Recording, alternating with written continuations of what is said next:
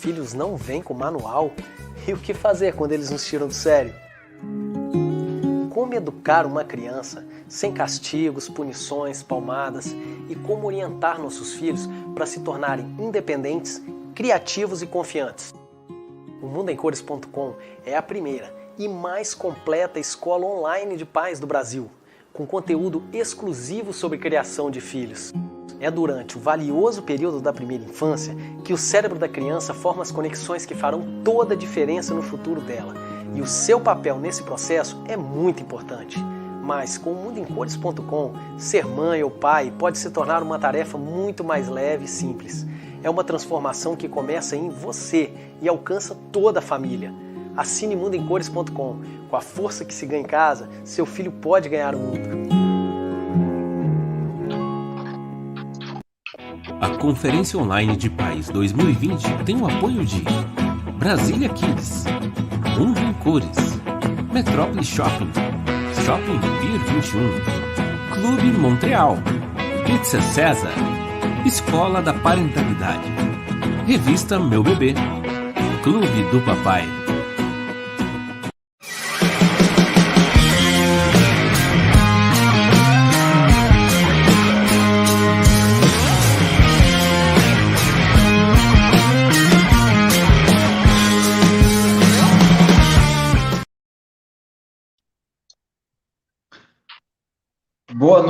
Boa noite, galera. Satisfação estar aqui nesse segundo dia de conferência online com vocês, tá? Eu sou Marcos Someio e hoje eu trago um time de feras, né, da paternidade e da maternidade para falar sobre um assunto muito importante, para falar de autismo. Então, eu já peço para você, se você ainda não fez a inscrição nesse evento, aproveite e faz a sua inscrição. Pega esse link aqui, já compartilha com os amigos, com a família e convida o pessoal a participar desse evento que cada dia está mais lindo, tá bom? Esperar os meus convidados chegarem aqui. Chegaram.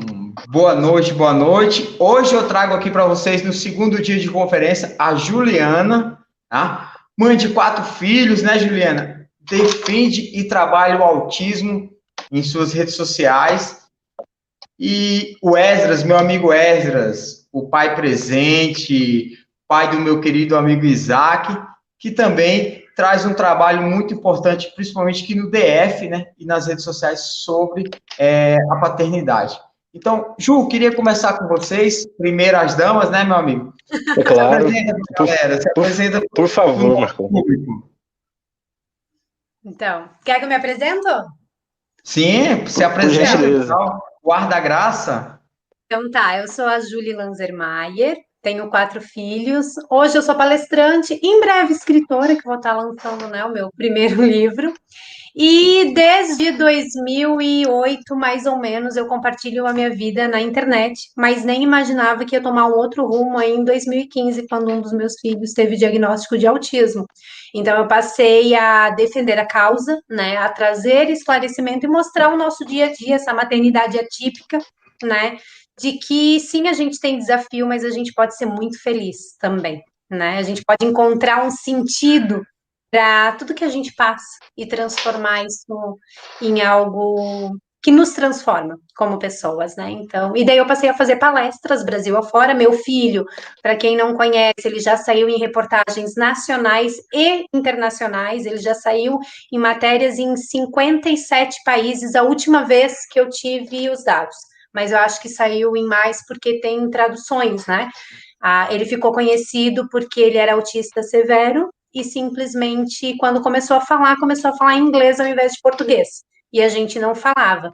Então, hoje ele fala mais de 9 idiomas, saiu no Domingo Espetacular, no G1, BBC News, BBC Mundo, entre tantas outras reportagens, mundo afora.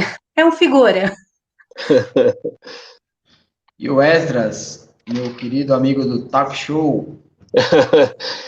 É um prazer estar aqui dividindo o painel com o Marcos, que é um amigo aqui em Brasília, e com a Júlia, né? Conheci a Júlia quando a gente foi organizar a conferência, e a gente não poderia de trazer o tema, né, para dividir com outros pais, que é sobre o autismo, sobre os desafios das famílias, né, que têm filhos, né, com algum tipo de transtorno, né, e aí o Marcão sugeriu a Júlia, e aí eu fui ao encontro das redes sociais para conhecer o trabalho dela. Apesar de não ter um filho com autismo, a nossa família aqui, a gente encontrou no nosso filho um transtorno, né, que foi diagnosticado com TDAH e depois com DPAC, que é o distúrbio do processamento auditivo central. Lógico que é bem longe de comparar com o autismo, mas isso nos fez enxergar ainda mais, né, outras formas, né, em que as famílias também se encontram de desafios. E aí foi por isso que o Marcão sugeriu de eu dividir a tela, e eu me senti num desafio muito grande aqui de tentar, na verdade, eu vou buscar aprender com a Júlia. Então esse painel aqui, Marcão, não é sobre outra coisa a não ser sobre o amor. Não é sobre o autismo. Eu acho que a gente vai falar sobre o amor, porque o amor, ele é o alicerce, para tratar qualquer outro tipo de assunto que se correlaciona ao cuidado com os filhos e a família, né? Então, estou muito à vontade, estou muito feliz de dividir esse painel aqui com vocês, tá bom?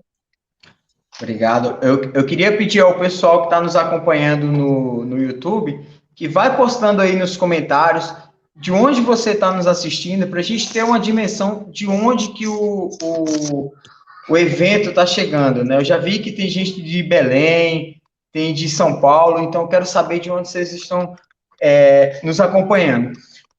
Juliana, existe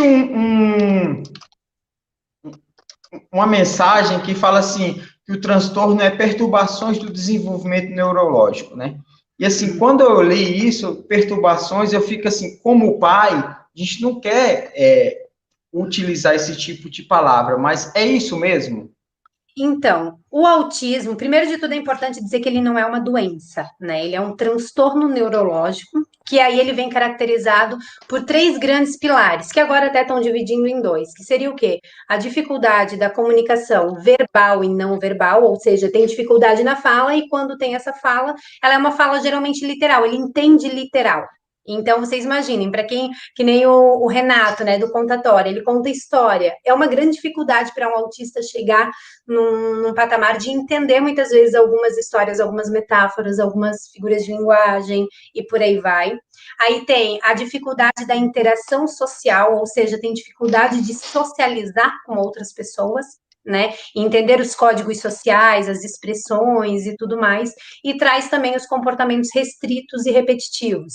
Restritos por quê? Porque eles têm hiperfocos e tem situações que eles, quando gostam muito, ficam hiperfocados naquilo. E repetitivos, porque eles trazem. Ah, Graciela, já tem gente de Timbó aqui. Timbó! Ó, minha cidade. E eles têm os comportamentos restritos repetitivos, que eu estava falando que são as estereotipias. Chacoalhar as mãos, o movimento pêndulo, girar, correr de um lado para o outro, andar nas pontas dos pés. Então, o que ele é? Ele é um transtorno neurológico, que vai trazer uma série de desordens, né? No processamento sensorial dessa criança, desordens sensoriais. Então, assim, resumindo, seria isso o autismo em si. Aí, claro que dentro desse espectro a gente encontra desde o autismo mais leve até o mais severo, com comorbidades, com comprometimentos maiores, né? O autismo, assim, o autismo já existe há muitos e muitos anos, né? Então, a gente tem grandes personagens da história aí que trazem o autismo, assim, às telas, né? Assim, mas o autismo, ele ficou muito evidente também com o Marcos Mion, né? E eu vi uma entrevista dele que ele falava assim, como explicar para os meus filhos o que o irmão tem, né? E eu achei muito interessante, né? Porque ele colocou o autista, assim, numa condição de X-Men, né? Daquela pessoa que tem superpoderes, ele é hiperfocado, né? Sim, sim, alguns, né, têm essa coisa de construir uma habilidade muito interessante que acaba tomando, né, a mídia, enfim, que foi o caso do meu menino e tantos outros, né, no Brasil que têm ligados à música, ligados à questão do próprio idioma e tudo mais. Então, sim, tem isso, mas tem também aqueles que têm as comorbidades que aí muitas vezes não vão conseguir ter uma vida igual à maioria, né? Ah, vão Hum. ter as suas dificuldades. Então, antes da gente falar mais sobre o autismo, eu queria chegar no assunto inicial, né? E aí eu queria perguntar para o Esdras como que ele identificou, e se foi você que identificou, né, o TDAH no Isaac. Marcão, obrigado pela pergunta, né? Uma pergunta importante. A gente Eu identificou. Pode falar. Desculpa, eu pergunto assim porque o que acontece? A gente está falando com pais, né? E muitas das vezes a gente acaba olhando e assim, a grama do vizinho é sempre mais verde, né? Então, mas aqui eu quero abrir as portas para esses pais olharem e estudar, falar assim, cara, existe, será que tem Claro, como eu estudar isso, eu descobrir isso, né? perfeito. E para eu não passar por ignorante aqui, eu vou pedir ajuda para a Júlia, porque não só não identificar só o TDAH, mas o próprio autismo, porque ele tem os espectros, né, e tem espectro mais leve, depende muito do trabalho de observação. E aí eu digo que não foi só eu e a minha esposa, que é a mãe do Isaac, que identificou. A gente teve um papel importante da escola. Então, como a gente é muito presente na escola, isso eu sou muito presente na vida do Isaac desde a gravidez, né? Na verdade, desde quando a gente namorava, eu falei, você pai presente. Então, do nascimento até hoje, que ele tem 10 anos, foi uma decisão. E aí, da gestação, do nascimento e tudo, eu sempre fui presente. Então, quando ele começou a desenvolver, e aí entrou para a escolinha, com 5, 6 anos, a gente já notava que ele tinha 7 anos, ele já não gostava muito de copiar na escola, mas ele oralmente captava tudo, sabia o que estava se passando, ele começou a escrever antes dos coleguinhas na sala, né, então era alguma coisa diferente. A gente achava, não, ele é fora de série, mas aí foi evoluindo na escola, e até que uma professora falou assim, olha, pode ser, era bom vocês darem uma olhadinha, porque o Isaac pode ser que ele tenha algum traço ele tem alguma dificuldade, vamos fazer uns exames de audiometria, e aí a gente começou a ficar mais atento a isso, com a dica da escola, né? Eu fui em todas as reuniões escolares do Isaac, sempre presente. E aí, quando uma das professoras, né, que ele começou a ler com 5 anos, o Isaac, os coleguinhas ainda estavam tendo dificuldade na leitura, ele começou a ler com 5 anos. E aí a gente começou a ir atrás de fazer os exames. E aí a primeira detecção que deu, Marcão e Júlio, foi do DEPAC. E aí, assim, faz de novo para poder não descartar, né? Aí tem várias teses, né, que o pessoal hoje diz que qualquer menino agitado hoje, ou menina, né, vamos dizer dos ambos os sexos, tá agitado demais, estão falando que é TDAH. Não é, gente, tem que investigar, é claro que não é tão barato, mas tem que aprofundar, tem que ir atrás, porque quando você tem um diagnóstico, isso facilita na sua lida com o filho, né? Então, o pai que não entende que o filho tem um distúrbio do processamento auditivo, que ele ouve um comando, entende outro, né? Eu brinquei mais cedo que a gente se divertiu em casa com ele mesmo hoje se diverte, que a vovó falou assim, menino, deixa de preguiça, ele falou assim, que periquito, vovó, né? Então, é do distúrbio, e antes a gente não tinha esse conhecimento, a gente achava o quê? Você tá surdo? Porque a gente não sabia, você tá surdo? Ou como diz no Nordeste, você tá moco? Né? Porque a gente não tinha um conhecimento. E quando a gente tem um conhecimento, fica fácil. Você passa a compreender o que seu filho tem. você passa a amá-lo de forma diferente. E aí foi assim com a gente. Então, o fato da gente estar mais junto da escola, de construir uma relação presencial com a escola, de como é que está meu filho, o que está acontecendo. Olha, pai, ele não copia no quadro, não adianta, mas eu pergunto aqui um exercício de matemática, ele já levanta a mão e responde acertadamente.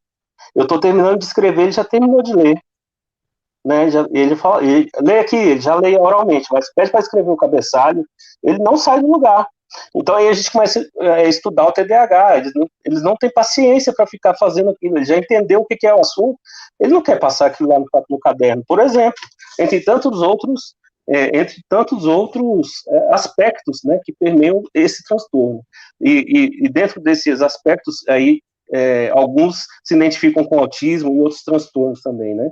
Mas foi assim que a gente detectou, identificou o TDAH com ele. Então, Esdras, uma boa leitura de ambos os pais já consegue baratear os custos de um pré-exame, né? Porque a gente fica muito acompanhando isso e fala assim, o fulano é agitado, então é porque tem alguma coisa.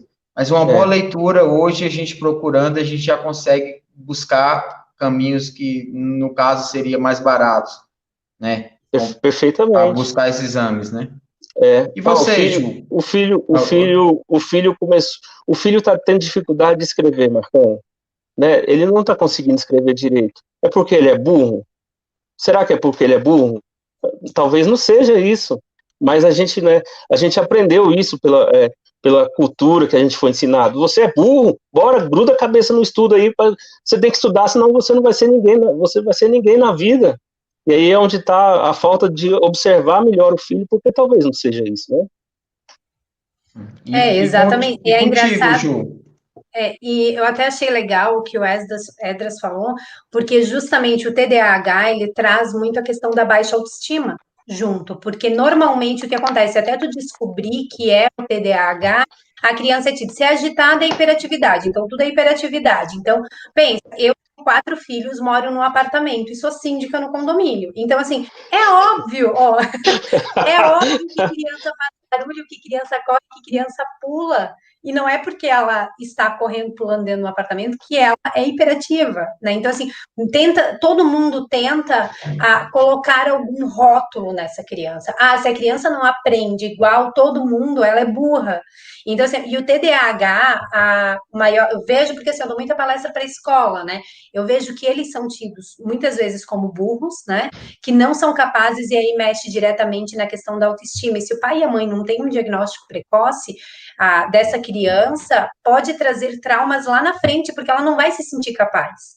E isso entra no autismo também, porque o que acontece? Muitas vezes a gente subestima os nossos filhos, e subestimando, muitas vezes a gente não dá as oportunidades que eles precisam para que eles são capazes de se superar. O Rafa, quando a gente teve a desconfiança, desde que ele nasceu, eu percebi que ele tinha alguma coisa diferente, até porque já tinha outros 2 filhos, né? Então eu percebia que ele não fazia contato visual. Todos os marcos do desenvolvimento, ou seja, o tempo para andar, para sentar, tudo ele demorou um pouquinho mais, tipo, questão de 2, 3 meses, né? E aí os médicos, é o tempo da criança, é o tempo da criança. Só que esse tempo ele foi se acumulando. Quando chegou a fala, não aconteceu. Ele não falava. Aí a gente foi fazer o quê? Mesmo caminho que o Esdras. A gente foi num otorrino para saber se ele tinha uma surdez, se tinha alguma coisa, porque a gente chamava e ele não escutava. Ele não olhava nos olhos, ele não interagia, ele brincava sempre sozinho, ele era uma criança muito quieta. Diferente de alguns autistas que são bem agitados, o Rafa era o oposto. Tu podia pegar uma cadeira de um lado do quarto e jogar no outro lado, ele nem se assustava. Como se tu não tivesse feito nada. Parecia que ele estava vegetando, só que acordado, né? Então, assim, a gente fez os exames auditivos, tudo normal. Aí a gente pensou, meu Deus, tudo normal, o que está acontecendo? Aí foi onde o médico, com 2 anos e 7 meses, disse assim, vamos procurar um neuropediatra. Aí eu, como mãe, fui em 4 neuropediatras. Primeiro, já deu, ele é autista severo não verbal. Aí eu disse, meu Deus, não sabia nem o que era autismo. Não sabia nada sobre o assunto. Quando eu fui ver na internet, eu disse, meu Deus, autismo não tem cura, tem tratamento, mas não há garantia, porque não é que nem, por exemplo, uma síndrome de Down, um TDAH, ou qualquer outro tipo de transtorno, ou de síndrome, ou de deficiência, que tem um linear. Por exemplo, o Down. O Down, tu tem um linear seguir com ele, que segue meio que um padrão. O autismo, não. Ele é tu correr no escuro sem saber aonde que tu vai esbarrar. Ele é justamente o símbolo do autismo, é um quebra-cabeça por isso, porque tu vai ter que ir desconstruindo isso, né? Uhum. Você recebeu o diagnóstico com 2 anos e 7 meses, né? 2 anos e 8 daí. Porque E o- esse um mês ali, a gente correu em 4 neuropediatras.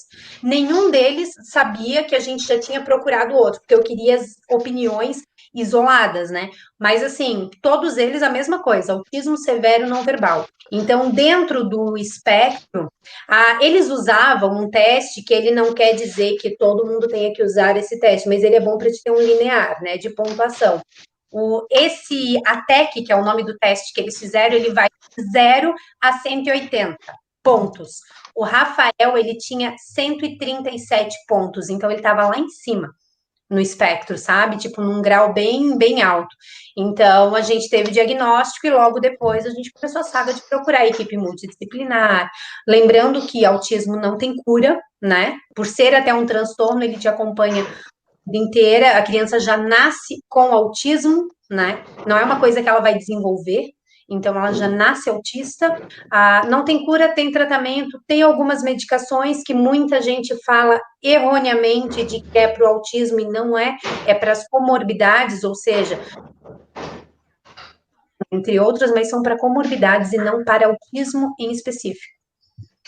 Tem alguma causa, Ju, assim, nesse seu conhecimento, existe alguma causa que assim, fala assim, olha, o autismo foi por conta disso? Porque, assim, muito se vê falar que o parto prematuro, né, pode ser uma das causas também. Eu já ouvi falar também que até locais com alto índice de poluição também provocam isso. Assim, ó, o que que tem hoje na ciência falando? Que 90% é genético. Agora, detalhe, é genético, mas não se sabe qual que é o gene que faz isso, porque justamente eles, quanto mais estudam, já descobriram 1.500 e poucos possibilidades, né, dentro do autismo. E tem a questão ambiental, que é uma porcentagem mínima, mínima, mínima, mas ainda assim, o que a ciência bate é no genético, né, que seria algo genético, alguma coisa relacionada a isso. E lembrando que tem também um mito que se fala que a vacina causa autismo, e não, isso é mito, não tem nada a ver. Eu lembro de acompanhar a Jamile na segunda gestação do Ravi, né? Tinha 6 meses que ela tinha feito retirada de tireoides, né? Então, ela foi uma gestação complicada, cheia de risco, essas coisas. E uma das questões que a gente sempre ouvia dentro do consultório era que o Ravi poderia nascer, né, com autismo, poderia com vários outros problemas, assim. E aí foi que a gente teve, assim, de fato, um contato, né, com esse mundo, assim, mas não de pesquisar a fundo, porque eu fiquei assim, digo, não, vamos esperar, não vamos sofrer, eu sempre falava com a Jamila, não vamos sofrer por antecedência, né?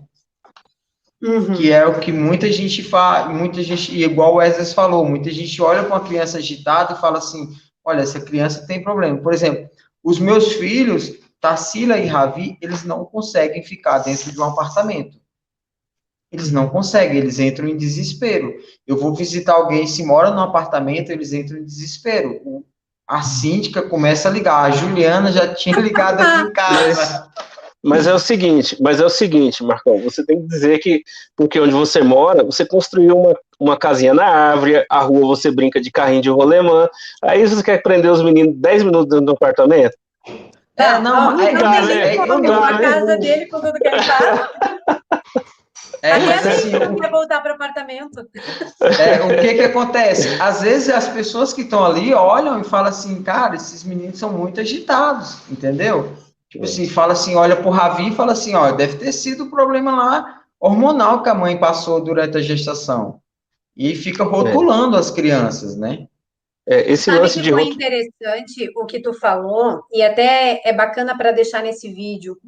Se falava muito antigamente, e hoje ainda tem se levantado esses tipos de mitos, de que crianças que nascem com autismo, ou com alguma deficiência, né? Mas normalmente com autismo é porque as mães eram geladeiras, não tinham sentimento, e isso é algo extremamente absurdo, né? Nossa, Extremamente isso. doloroso. Exatamente, que a mãe não desenvolveu o afeto com o bebê, sabe? Umas coisas tão absurdas que muitas vezes a gente escuta e que isso caiu totalmente por terra, porque não tem nada a ver. Muito pelo contrário, a maioria dessas mães desejaram muito ser mães, amam muito seus filhos, né? Então é muito. Você está ali Esse, tentando uma vivência, você está ali tentando uma vivência e escuta uma coisa dessa, assim, Nossa, é de dói na alma. desabar, né? Dói na alma, assim, esse, dói na alma o homem que acompanha a esposa, imagine para a mãe, né? Para a esposa que escuta uma coisa dessa, né? Marcão, essa questão de rotular, ela é um pouco complicada, porque você não sabe o que acontece na outra família. Então, por exemplo, o Isaac tem suas agitações. Então, quando a gente está num ambiente, ele começa a ficar agitado, pegar nas coisas, ele fica inquieto, andando de um lado para o outro, e aí a gente, Isaac, não pega não, filho. E aí ele começa a mexer. A gente foi num consultório fazer um exame outro dia, eu estava fazendo uma consulta, e ele começou a andar para cima, aí a médica já incomodada, doutora. Ele entra, aí ela começou a falar demais, assim, doutora, desculpa, ele tem um transtorno. Ela, tá. Aí eu tive que falar porque e o próprio pessoal não percebe que às vezes a criança tem uma dificuldade, né? E aí Aproveitando, imagina desculpa, quem não Ezra, tem essa percepção, entendeu, Marcão? aproveitando essa sua deixa aí, como abordar isso, Ezra? De forma educada mesmo e ser claro, falar assim, ó, Olha, doutora, não, né, porque meu perfil é sempre conciliador, pacífico, mas a gente sabe que tem uma comunidade que sofre pra caramba com isso, né? E aí já não tem tanta paciência. Então, a gente mesmo, eu e minha esposa participava de um grupo de mães de TDAH que a gente precisou sair porque aquilo ali já estava machucando a gente demais, de tanto ouvir os relatos das mães, né? Pelas indiferenças que elas passavam no relacionamento das outras famílias com os filhos. Porque você ouvir uma outra mãe falar assim, nossa, mas aquilo ali é um capetinha, né? Aquilo ali é um filho do Satanás. Não há pai que resista se você ouvir assim, filho do fulano, meu Deus do céu, né? Imagina, você não sabe que aquela criança ali tem um transtorno que ela não consegue se segurar. Você está entendendo? E aí, mas a gente tem esse preconceito de não saber o que se passa e fazer um julgamento. Está dentro de nós. Por isso que esse painel aqui, ele traz uma riqueza para os pais que estão assistindo, para as mães que estão assistindo, de rever conceitos e de trabalhar isso não só com o parceiro, mas no relacionamento com os filhos, de explicar aos filhos, olha, se você tiver algum coleguinha que não copia na sala de aula, né, não fica brincando com ele, porque ele pode ter uma dificuldade. Tenta ajudá-lo, entende? Eu trabalho com a minha esposa aqui em casa com o Isaac, né, no sentido por conta da baixa autoestima, que antes da pandemia ele chegava triste, porque, pai, mais um dia eu não copiei. Não, cara, vamos lá, tudo bem, mas você entendeu o que era o conteúdo? Né? E a minha esposa é uma mãe, cara, tem que tirar o chapéu, porque o que ela faz é fantástico, né, de paciência, de sentar junto. Quando ela esgota, aí eu falo, deixa comigo, aí puxo para cá até ela se acalmar, porque esgota, porque cansa, porque não é fácil. A baixa autoestima, a baixa autoestima é uma coisa que ninguém quer para o seu filho, porque ele se sente burro, ele se sente feio, ele acha que não está legal, ele acha que ninguém gosta dele, ele acha que ninguém quer ser amigo dele, que ele nunca vai ter amigo, que nunca vai ter um relacionamento. E aí, quando a gente entende isso, a gente começa a desconstruir de alguma forma. Cara, você vai vencer na vida, fica tranquilo, nós estamos aqui juntos, você tem uma família que te ama. Qual é o problema que você está enfrentando? Eu posso te ajudar?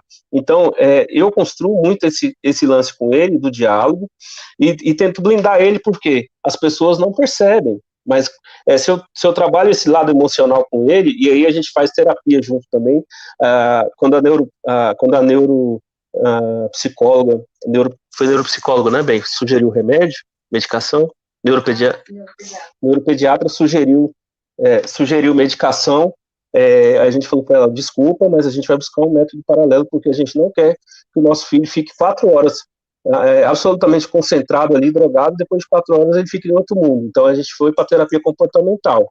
E aí a terapia tem ajudado ele para poder ele compreender os sentimentos, o que acontece, né, com ele, em torno dele. Isso tem ajudado demais, porque o mundo à volta dele não é fácil, e não vai ser fácil quando ele crescer, entendeu? Por conta dos rótulos. Isso que tu falou é muito interessante, a questão da própria medicação, porque eu também optei por não dar medicação para o Rafael. A gente tentou a neuroplasticidade do cérebro, que geralmente é o que os neuropediatras indicam, né? E a maior química que pode ser alterada no cérebro, ela é liberada e harmonizada nesse cérebro através do amor, né? A ocitocina. Então, Perfeito, Tina. quando a gente constrói esse vínculo de, poxa, eu posso contar com meu pai e com a minha mãe, eles me amam do jeito que eu sou. Quando a gente pratica essa inclusão de dentro para fora, de aceitar o nosso filho da forma que ele é, né? Amando, respeitando e principalmente mostrando que a gente tem as nossas dificuldades também. Por exemplo, como eu tenho 4 filhos, eu sempre digo, um exemplo, meu filho estava com dificuldade na escola, o que nem é autista, né? Em história. E eu disse para ele, eu disse, filho, eu também tinha dificuldade com história, a gente não vai ser perfeito em tudo, né? Então, assim, ó, vamos buscar um recurso, uma forma de aprender, e quando tu traz isso para o teu lar, esse entendimento, esse acolhimento, essa paciência, esse amor que transborda, eles conseguem lidar com essa dificuldade de uma forma mais harmônica, mesmo que a gente enfrente muitas vezes preconceitos e situações na sociedade que são difíceis. E aí, quando a gente fala em escola, é muito delicado, porque a gente tem o lar, que é a primeira forma de sociedade que o nosso filho tem, mas é uma sociedade harmônica, por quê? Porque é uma sociedade construída por eixos de amor, né? E aí vem a escola, que é a segunda forma de sociedade que eles vão conhecer antes de ir, né, para a vizinhança e tudo mais. E aí tu muitas vezes chega lá na escola e tu sofre bullying, e tu é colocado de lado, e tu é taxado no outro lado. E pra gente que é pai de uma criança que tenha alguma dificuldade, é muito delicado, porque dói muito na gente. E a gente é que tem que passar força, segurança, esse amor, né? E muitas vezes a gente passa isso, mas está ali machucado, vendo preconceito com o nosso filho. E aí, Júlia, tem um ponto, deixa eu complementar, Marcão. Tem um ponto que a Júlia falou, que é da escola, e infelizmente as escolas não estão preparadas para fazer essa ponte, sabe? Por exemplo, a turma do Isaac, a escola não sabia como lidar com ele. Quando a gente levou o diagnóstico, o laudo e as orientações, porque não tinha como simplesmente tirar ele da sala e falar assim, agora vai para ali. Porque não tinha uma sala para colocar, só um professor para ele. Tinha que fazer as adaptações. O professor não estava preparado para isso, porque tinha que tirar ele de perto da janela, né? Não poderia ficar mais no... né? Não poderia mais ficar no fundão, teria que sentar perto do professor lá na frente, olhando para o quadro, né? Nada de barulheira. Então, assim, a prova, dias de prova, né? Ele teria que ter um pouco mais de tempo, se possível fazer a prova ainda em outro ambiente. Então, assim, são várias adaptações que seriam feitas, e a escola, de repente, falou assim, vou mudar por causa de um aluno. E aí, quando a gente levou esse laudo para a sala do Isaac, a professora falou assim, peraí, eu tenho mais gente aqui, eu tenho mais alunos que tem alguma coisa que parece com o perfil do Isaac. E os pais ele estudava numa escola particular, depois a gente levou ele para a escola pública. E aí é uma escola que os pais não tinham condições financeiras. A professora falou assim, como é que a gente vai fazer para poder ajudar os pais a descobrirem se esses filhos que também têm dificuldade têm algum transtorno. E aí fomos ajudar a professora a fazer vaquinha para poder levar, e a professora conseguiu uma parceria numa clínica de fonoaudiologia para fazer pelo menos o teste de audiometria, para ver se eles tinham DEPAC, começar por aí, né? Começar por etapas. E aí a gente conseguiu fazer foram 10, meu bem? Conseguimos levar 10 coleguinhas do Isaac, e pelo menos 3 foram diagnosticados com DEPAC de verdade, não era severo mesmo, era grave, e eu fui fazer o teste com um, a gente foi ajudar a levar nessa clínica, eu brincando lá com ele, falei algumas coisinhas que eu faço com o Isaac, e a resposta era sempre a mesma, ouvi uma coisa, devolvi a outra, e aí, assim, as escolas não estão preparadas para lidar com isso. E os pais, de alguma maneira, podem ajudar as escolas, podem ajudar os professores, porque o resultado vai ser benéfico para o próprio filho. Se você é parceiro da escola, o resultado vai ser benéfico para o próprio filho, né? É isso que eu queria complementar. Em muitos casos de sucesso que se tem dessas crianças são os pais que se envolveram no processo, que ultrapassaram as barreiras da escola e colocaram a mão na massa, né? Eu aqui, o meu filho estuda isso, todos eles estudam em escola pública municipal, né? E o que que eu fiz? A escola também não estava preparada, também não tinha. Então, o que que eu fiz? Eu fui estudar, né? Eu sou autodidata, então, assim, eu estudo muito sobre o assunto e eu preparei a escola. O que que eu fiz? Eu montei toda uma estrutura na escola. Claro que eu, como trabalho com internet, eu tive a sorte de ter alguns parceiros que me disseram, Júlia, a gente vai te ajudar. Então, uma gráfica imprimiu adesivos que eu criei, levamos para a escola e adesivamos a escola inteira, banheiro, sequencial. E o mais legal é que quando tu faz uma adaptação dessa, ela não é só para o teu filho, ela é para todo mundo. Tanto é que o banheiro, por exemplo, a gente fez a sequência de lavar as mãos, né? Escovar os dentes e lavar as mãos. Normalmente a professora ficava na porta, uma na porta e uma na porta da sala, né? E aí elas diziam assim: a criança ia escovar e elas ficavam conferindo para ver se escovou direito o dente. Se não escovou, voltava e escovava de novo. Quando colocou os adesivos com a sequência, elas não precisavam mais conferir, porque eles seguiam a sequência, tipo, escova em cima, embaixo, de um lado, do outro. E aí funcionou para todo mundo. E para o meu filho foi funcional. Então, assim, é isso que nós pais, muitas vezes, precisamos ultrapassar essa barreira, né? É difícil, mas é possível, né? Enju, você deve ter esse projeto aí salvo ainda, né? A gente consegue disponibilizar esse projeto. Meu site tem tudo gratuito para baixar. Tá Tem tudo lá para baixar. Tem o perfil do aluno, que ele é como se fosse um currículo, né? Tipo, daí tem o que ele gosta, o que ele não gosta. Então, tem o perfil do aluno para baixar no meu site, que leva o meu nome, é só jogar no Google ali, o meu nome, Júlia Lanzermaier, tu já vai achar o site. Então, tem o perfil do aluno, tem os materiais para o banheiro. Em casa, eu tenho painel com regrinhas sociais, assim, né? Todos eles têm para baixar gratuitamente. E é um material que é muito bacana. E isso saiu no G1 também, isso que eu fiz aqui. Então, assim, várias escolas começaram a aplicar, porque o que que acontece? Vira uma forma de educar todos. Mas para aquele autista que é visual, para aquela criança que tem uma dificuldade ou que é tímida, tinha crianças na sala que não tinham nenhum tipo de deficiência, transtorno, mas eram tímidas. Tinham vergonha de dizer que queria ir para o banheiro, aí apontava que queria ir no banheiro. Aí a professora fazia o sinal com a cabeça, a criança ia. Então, assim, a inclusão ela ultrapassa só as deficiências. É olhar, por exemplo, aquela criança que o pai e a mãe se separou. A criança não vai render na sala. Ela vai... Então, assim, ó, isso é inclusão. É tu olhar nuances, né, da criança e incluí-la. Não esperar ter um laudo para incluir. Perfeito. Eu tenho uma pergunta para fazer para você, que é algo que eu tenho uma visão assim, que a mãe em si, ela tem aquele sentimento de forma perfeita, né? Tipo assim, ela vai casar, vai engravidar, e o filho dela vai ser aquele filho dos sonhos, né? Como que foi abordar esse assunto com o seu marido, né? Como uma mãe aborda esse assunto, muitas das vezes, assim, você pode falar para mim assim, o meu marido estava presente na hora do diagnóstico, mas assim, a gente sabe que em maioria dos casos, o pai não está ali acompanhando. Então, como abordar, né? Como abordar esse assunto com o pai? Então, eu acho que se para a mãe já é difícil muitas vezes receber, né, um diagnóstico dizendo que o meu filho tem alguma coisa, imagina para um pai, né? E principalmente quando é filho homem, geralmente eles dizem, mas como assim? O meu filho não vai conseguir, porque tem muita aquela coisa da masculinidade de querer dizer, ai, meu filho vai ser isso, vai ser aquilo, e a mãe também tem isso, né? Então eu acho que é o desconstruir essa expectativa juntos.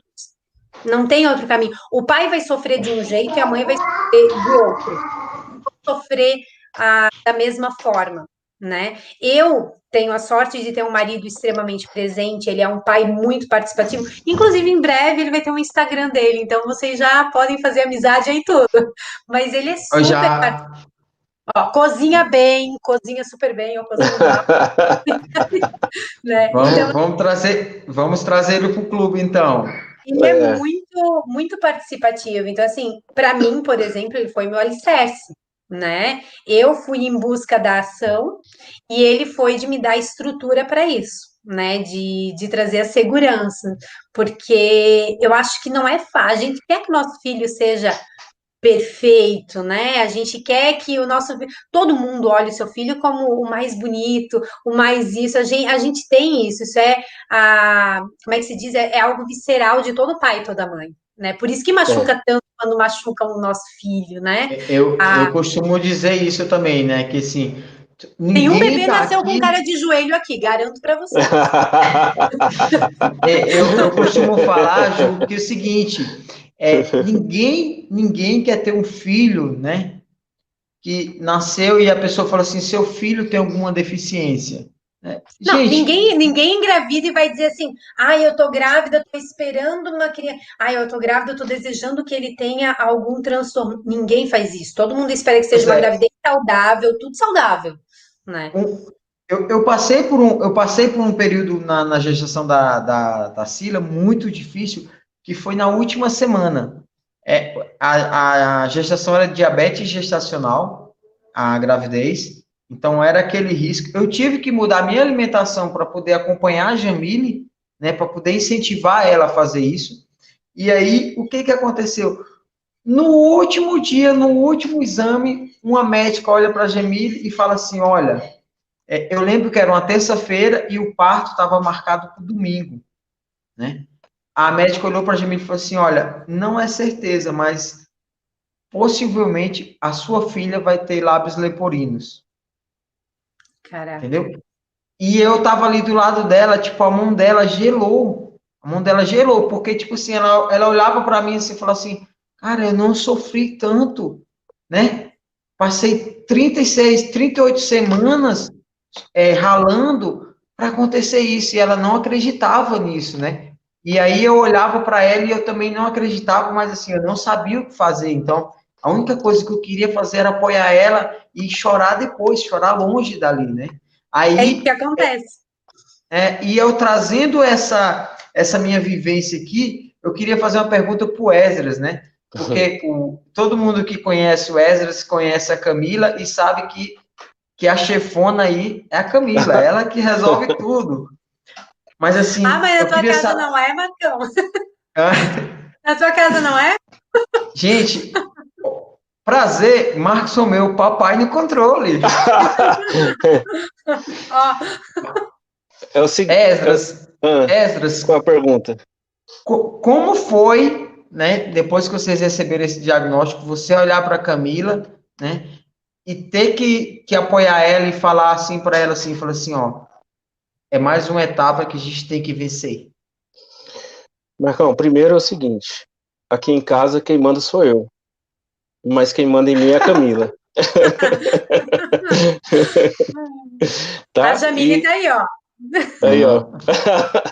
Tá? Quem manda em mim é ela, tá bom? E você, a sua esposa que é mamãe arroba mamãe no controle, tá bom? Fica aí tirando onda, tá? A gente sabe quem é que manda aí também, tá bom? Olha lá, ó, tô de olho. Gracinha. É só uma brincadeira, amor. Mas respondendo a sua pergunta, porque o assunto é importante aqui, é bom a gente se divertir aqui, claro, né? Para Camila foi um choque, sim. Como você comentou, a Júlia também, alguém por acaso quer ter um diagnóstico de filho com algum distúrbio, algum transtorno?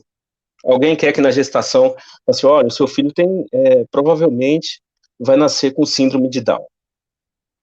Ou o seu filho vai, olha, infelizmente, vocês precisam ser fortes, porque a gente identificou aqui que o seu filho vai nascer com cegueira.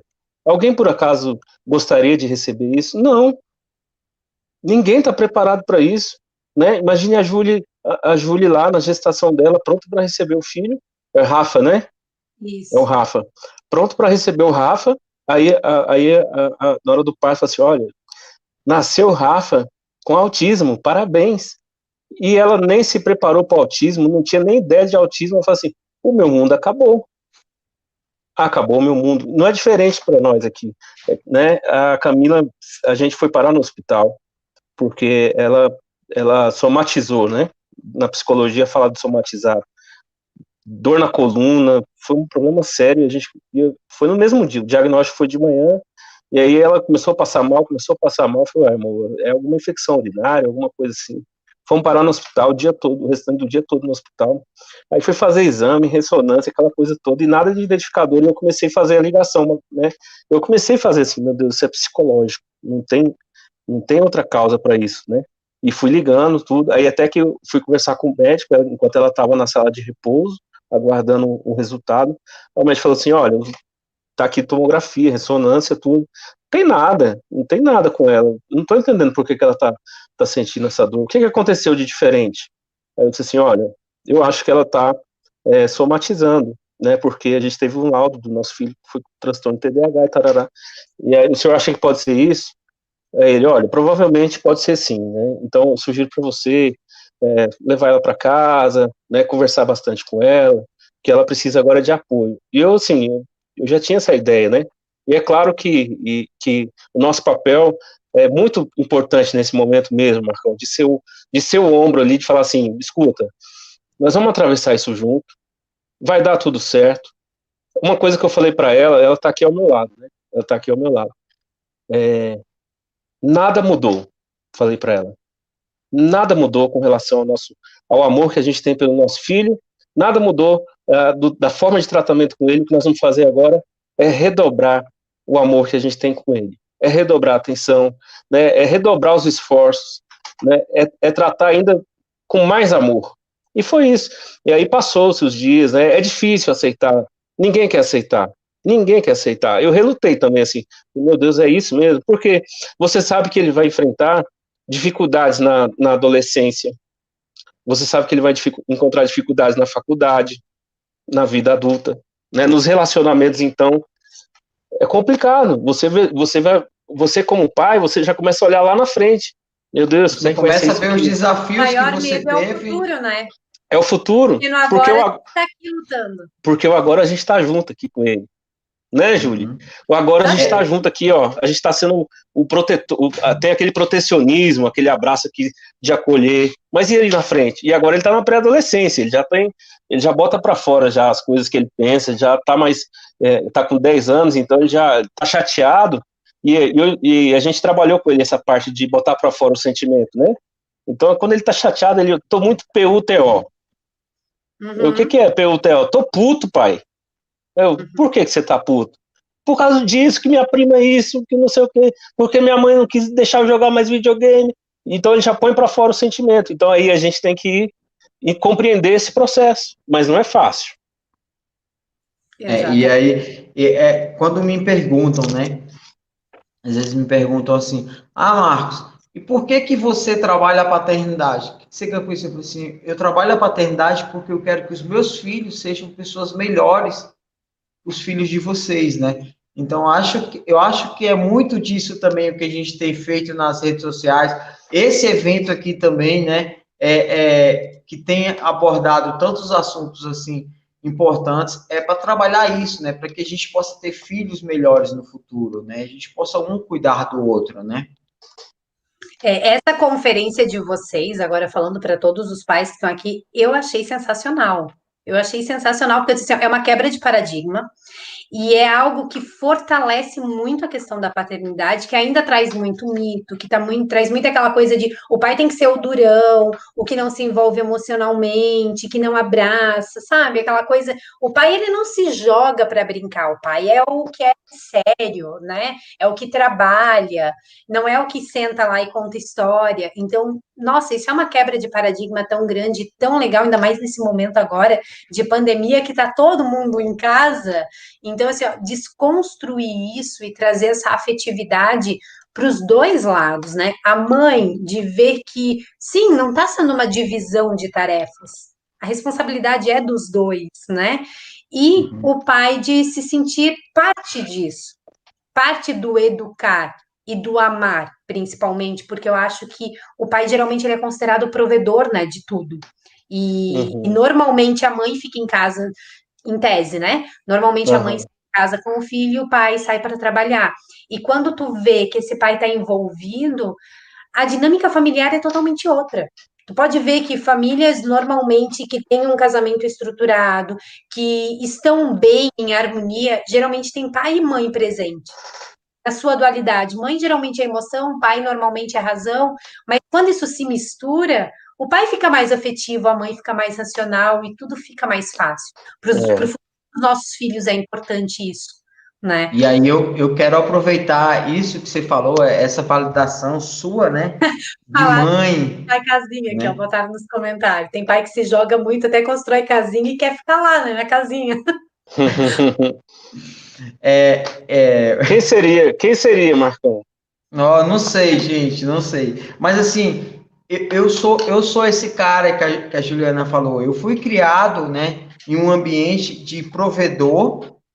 Eu aprendi a ser provedor e trazer segurança, né?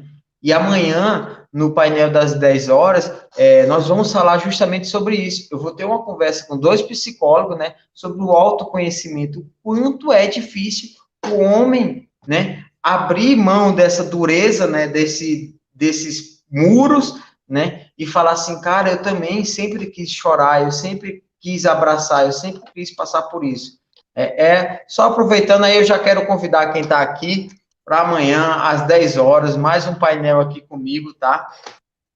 E aí, Ju e Esdras, a gente entra aqui nos nossos 10 minutos finais do nosso bate-papo, e aí eu queria trazer algo, assim, muito importante que eu li também, que foi sancionado no início do ano, né? A Lei 13.977, né? Que é mais conhecida como a Lei do Romeu-Mion, né? E eu queria te perguntar, Ju, qual a importância, né, dessa lei, desse avanço, para você que defende essa causa, para você que defende o autismo, assim? Então, eu acho importante porque a gente teria a carteirinha de identificação. Então, inibe muitas vezes de tu passar por constrangimentos, porque o autismo ele não é visível. Então, não vai olhar e dizer assim, se ele é autista, porque o autismo não tem cara. E por não ter cara, muitas vezes tu passa preconceito. Por exemplo, se tu vai numa fila preferencial e o teu filho, né, tu sabe que vai desorganizar, tu tendo essa carteirinha facilita. Porém, mesmo com a questão da carteirinha, a gente tem uma Constituição Federal que está aí nos defendendo, né? Que está dando direito a todos, né? Então, eu acho que, na verdade, ela traz uma forma de proteger os direitos que não são muitas vezes visíveis, né? Para que a gente não precisa passar por essas situações mais constrangedoras, né? Então, há princípio para isso. E, claro, quanto mais se falar em autismo, melhor, mais desmistifica essa situação, né? E mostra que, sim, eles são capazes. Se eu não acreditasse na capacidade do meu filho, talvez ele não estivesse como ele está hoje. E eu acho que esse é o maior eixo, né? Da gente acreditar na capacidade dos nossos filhos de se transformarem dentro dos seus diagnósticos, prognósticos e tudo mais. E aí eu queria trazer algo assim que muitas das vezes parece ser assustador, mas eu vejo isso como um alerta, eu vejo isso como uma forma de você repensar, né, a sua conduta, né? E aí é aquilo que a gente estava falando antes de começar o painel, né? Os números estão aumentando, né? Os números estão crescendo. Tem mais uma esposa. Uma dobradinha aqui.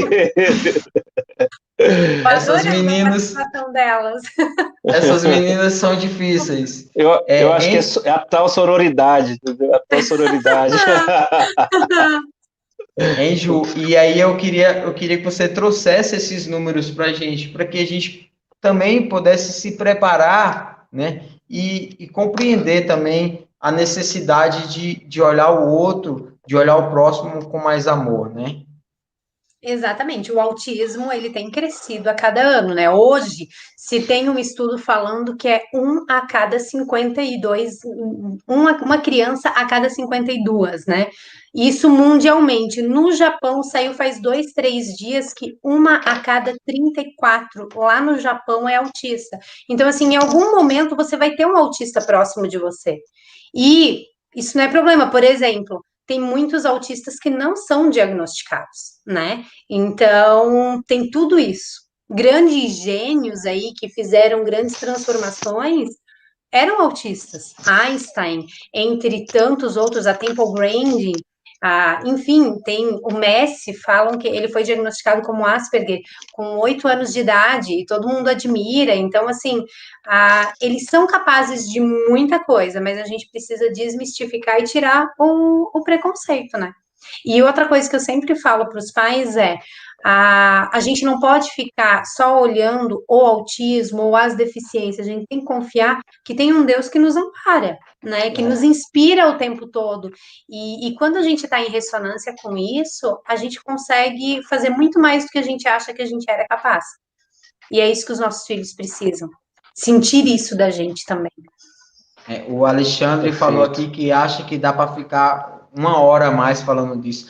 Alexandre, a gente consegue passar a noite aqui falando de paternidade, falando de cuidados dos filhos, mas é por isso que a gente trabalhou tanto e tem trabalhado para manter uma semana inteira de painéis aqui durante todo o dia, do primeiro horário da manhã, ali 10 horas da manhã, ter painel, à tarde e o finalzinho da noite, que é para isso, para a gente poder falar de paternidade, para a gente trazer pessoas assim que trabalham a paternidade, né, e acolhem tão bem. A Jamile falou um pouco antes aqui nos comentários que as vitórias dos seus filhos, aí eu vou colocar assim, não só da Ju, como do Esdras, tem muito a ver com o esforço de vocês, né? Então, é o trabalho que vocês vêm fazendo, é o trabalho que vocês vêm desenvolvendo que está trazendo essa conquista, né?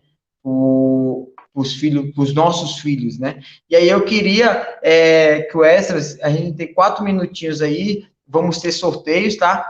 Também, para quem está aqui conosco, quem fez a inscrição. Se você não fez a inscrição, gente, ainda tem muita coisa para ser sorteada, então aproveite, terminou, aqui não sai agora, terminou o painel aqui, corre lá no site conferenciasdepaz.com.br, faz a sua inscrição, tá?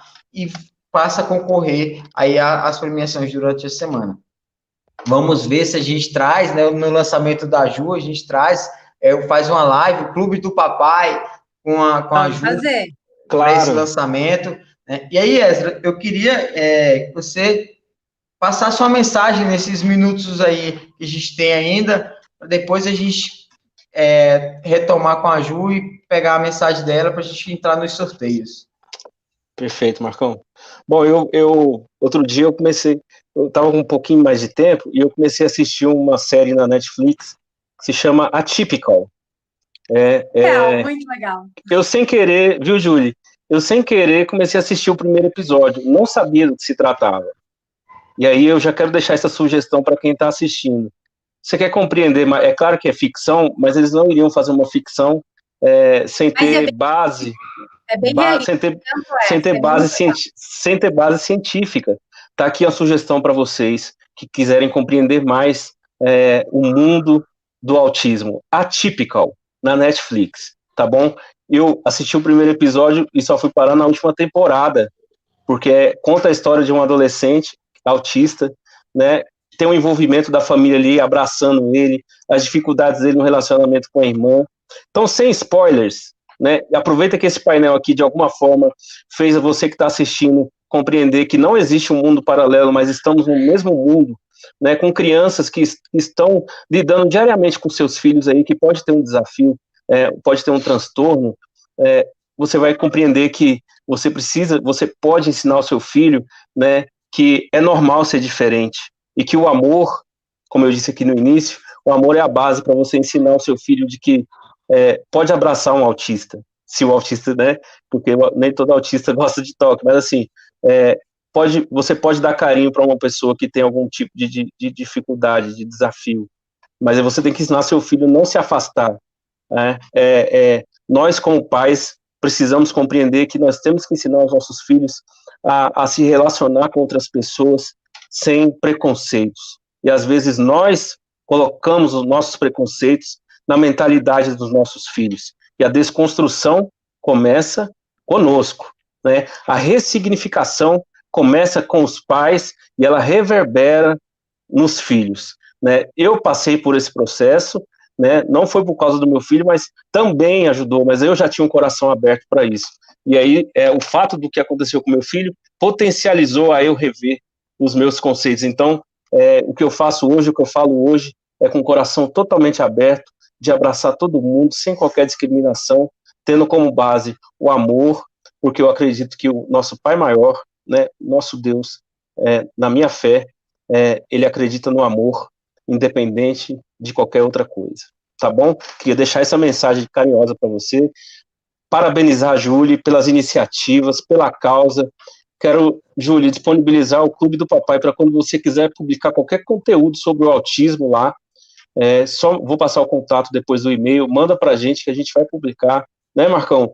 Quiser fazer alguma live lá, quiser fazer alguma vai live ter lá... lançamento em novembro, a gente Pronto. já vai combinar.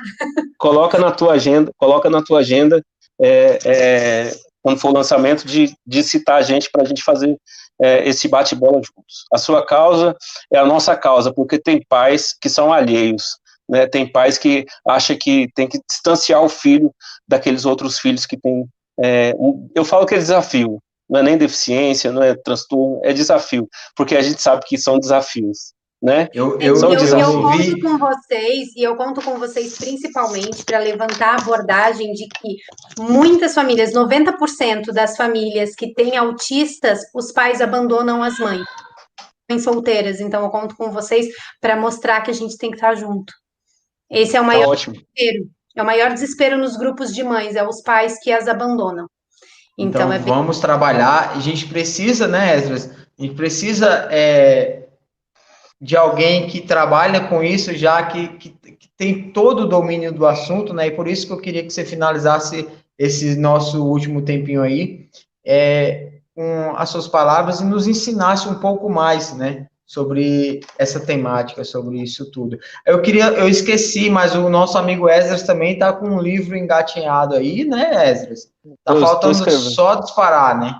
Estou escrevendo. É a conta-gotas, né, Marcão? Porque eu não quero fazer uma biografia, mas é muito sobre a presença paterna.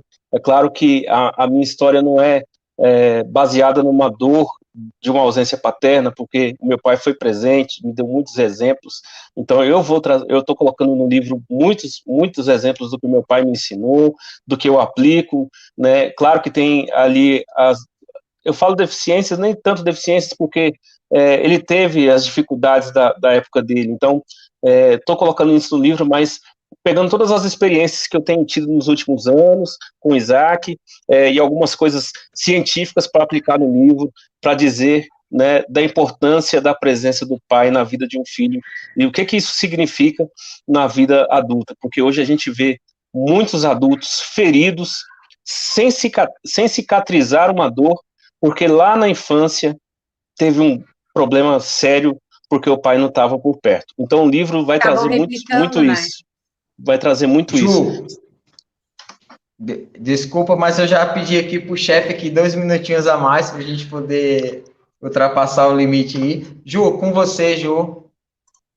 Eu acho que para encerrar, o grande ensinamento, eu acho que a gente tem que trazer é que a gente aprende muito mais com as diferenças do que com as igualdades, né? Então, que a gente seja um agente transformador, aceitando todas as diferenças e usando isso para a nossa própria evolução, para o nosso próprio aprendizado. E se a gente repassa isso para os nossos filhos, a gente vai ter uma sociedade inclusiva, mais amorosa, com menos preconceito, e é isso que a gente busca.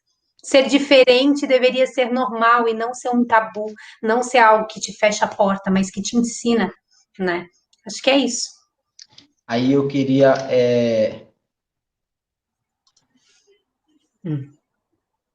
Fazer o sorteio. O diretor tá falando no ponto. Não, é porque eu me emocionei, porque... Tipo, fica à vontade, amigo. É muito importante o que você falou, Ju. E a gente vê uma família, né, sendo abandonada porque o filho nasceu com uma necessidade que Deus te deu condições para trazer aquela criança ao mundo, para você cuidar. É uma missão que Deus nos deu, né? Assim, meus filhos, eu não tenho nenhum filho diagnosticado com nenhuma doença, com nada, com um transtorno, mas assim, é uma missão que Deus te deu, né? E você vê, você ganha muito mais do que todo o aprendizado que seu filho tem, né? Todos os dias o seu filho acorda para te ensinar, todos os dias. Aí você traz para a gente um relato de pessoas que chegam a abandonar a mãe, chega a abandonar a família por conta disso, é muito triste, é muito desesperador. Então, Tem duas mães que me acompanharam, inclusive eu faço terapia até hoje, que me acompanharam e que os pais abandonaram e elas se suicidaram. Uma do Nordeste e uma de São Paulo.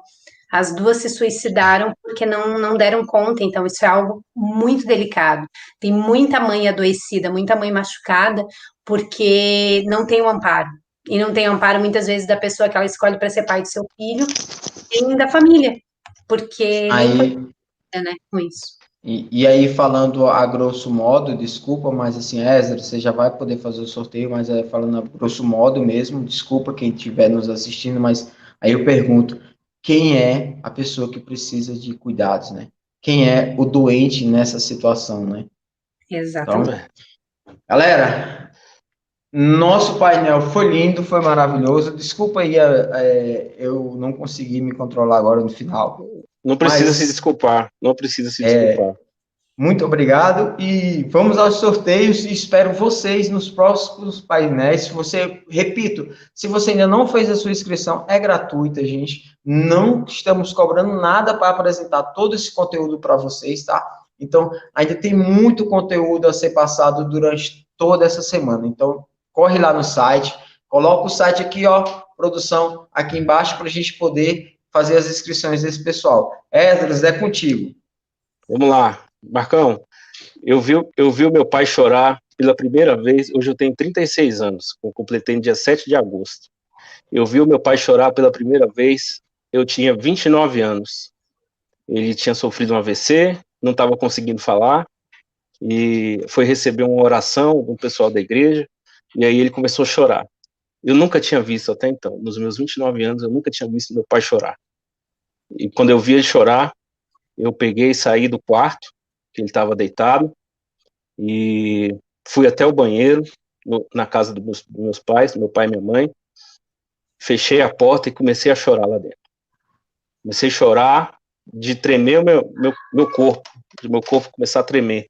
A minha esposa percebeu que eu tinha saído, foi atrás de mim, abriu a porta e me acolheu. E aí, quando eu terminei aquele momento de choro, ela perguntou: o que foi que você está chorando? Por quê? Eu falei assim: porque com 29 anos, agora eu estou vendo o meu pai chorar pela primeira vez. E daquele momento que eu vi uma fragilidade do meu pai, que até então eu segurava os meus choros, porque eu achava que segurar o choro era demonstrar força, né? Se eu chorasse era uma fraqueza. Chorar então na frente de alguém, porque foi isso que eu fiz para ir ao banheiro, para não chorar na frente de ninguém junto com meu pai, era demonstrar fraqueza. E aí naquele dia em diante para cá, eu aprendi que segurar o choro é tão dolorido, é tão doído, que faz mal mais para a gente do que para quem está ao nosso redor. Então hoje, quando alguém fala assim, desculpa por eu estar chorando, eu falo assim, não precisa se desculpar, pode chorar, e se bobear, daqui a pouco eu choro junto, porque eu sei da importância do choro, tá bom? E aí, né, é chorar com os que choram e se alegrar com os que se alegram. Então tem um momento de chorar junto e tem um momento de sorrir junto, como foi aquela hora da brincadeira aqui que a Camila manda aqui em casa, tá bom? E aí essa é a verdade. Tá, um grande beijo, obrigado. Vou fazer o sorteio aqui agora. O que eu vou sortear aqui agora, gente? Eu vou sortear uma caneca do Clube do Papai. O primeiro sorteio vai ser uma caneca do Clube do Papai, olha só, né? Uma caneca do Clube do Papai. E vou sortear um e-book do Bora Pai, Relatos de um Pai Participativo, tá bom? Então eu vou virar o meu celular aqui para a tela, tá? Vamos tentar fazer dar certo isso aqui, ao vivo, né? Vou virar aqui, ó. Esse é o número da planilha que a gente tem, tá bom? Rodando o sorteio, ganhou a caneca, o número 451. Número 451, vou localizá-lo aqui. 451 vamos lá, Lenilson Moraes Rezende, de Goiânia, Goiás. Tá? Lenilson Moraes Rezende, de Goiânia, Goiás, ganhou a caneca do Clube do Papai, vai chegar para ele lá quando acabar a conferência, viu? E agora vamos para o segundo sorteio. Deixa eu retornar aqui para ganhar um e-book do Bora Pai, nosso querido João Simplício, Relatos de um Pai Participativo. Vamos lá. Excelente esse livro, gente. Livro bom demais, gente. Vamos lá, ó. Sorteando, rodando. Número 295, né? As pessoas que fizeram a inscrição estão aqui concorrendo a esse sorteio. Número 295. Érico, parece brincadeira, né, gente? Essa conferência tem gente famosa inscrita. E foi sorteada essa pessoa famosa. Érico Veríssimo de Belo Horizonte, tá bom? Ganhou o livro, o e-book do Bora Pai, Relatos de um Pai Participativo. Bom, é isso, né? Tá feito o sorteio, devolvo a bola aqui para o nosso excelente, né, Júlia? Nosso excelente amigo e mediador desse painel aqui fantástico, que foi sobre o autismo. Gente, muito obrigado a todos, tá? Muito obrigado a você que está aí do outro lado nos assistindo. Muito obrigado a Júlia, que se disponibilizou do seu tempo para estar aqui conosco, dando essa aula. Meu amigo Esdras, que está aqui compartilhando suas experiências, trazendo a sua paternidade. Fico muito feliz. Confesso para vocês que eu estava muito nervoso no início, antes de começar, porque tipo, era uma responsabilidade muito grande falar com esses dois. Mas sim, muito obrigado, gente. Obrigado a você que está do outro lado curtindo, aos amigos que estão aqui trabalhando duro para que essa conferência esteja no ar, tá bom? Muito obrigado a vocês. Que Deus possa nos abençoar e que a nossa paternidade possa estar presente todos os dias, tá bom? Um forte abraço, fiquem com Deus e até mais, galera. Até amanhã, às 10 horas, no próximo painel. Valeu!